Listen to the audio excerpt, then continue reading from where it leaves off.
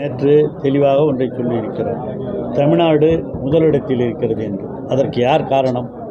தமிழ்நாட்டை இதுவரை ஆண்ட 1967 இருந்து கிட்டத்தட்ட 60 ஆண்டுகள் தமிழகத்தை ஆட்சி செய்த திராவிட மாடல் ஆட்சிதான் என்பதை அவரே மறைமுகமாக ஒத்துக்கொண்டிருக்கிறார்.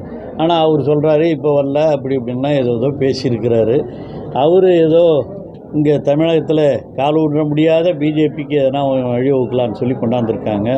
அதில் நேற்று எல்லா இடத்துலையும் எல்லா பத்திரிகைகளிலும் இந்த செய்தி கூட பார்த்தோம். பல்லடத்திலே கூட்டத்தில் வட இந்தியாவிலிருந்து வந்தவர்கள் தான் அங்கே அமர்ந்து பேசி கொண்டிருக்கிறார்கள். அவர்களுக்கு ஆங்கிலம் பிரதமருக்கு தெரியும் என்றாலும் இங்கேயும் இந்தியை புகுத்த வேண்டும். அவர் சொல்கிறார் தமிழ்மொழின்னு சும்மா தமிழர்களை ஏமாற்றுவதற்காக அவர் செய்து கொண்டிருக்கிற நாடகமே தவிர தமிழக முதலமைச்சர் தளபதி அவர்கள் நடத்துகிற இந்த திராவிட மாடல் ஆட்சிக்குத்தான் அன்றிலிருந்து பெரியார், அண்ணா, கலைஞர் இவர்கள் உருவாக்கிய இந்த திராவிட மாடல் தமிழ் உணர்வு அவைகளுக்குத்தான் தமிழகத்து மக்கள் மதிப்பளிப்பார்கள் என்பதிலே எந்த வேறுபட்ட கருத்தும் இல்லை.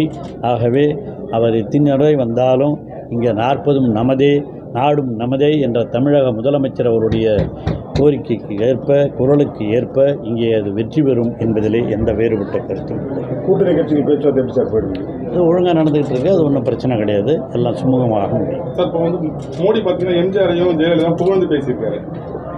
போதும்.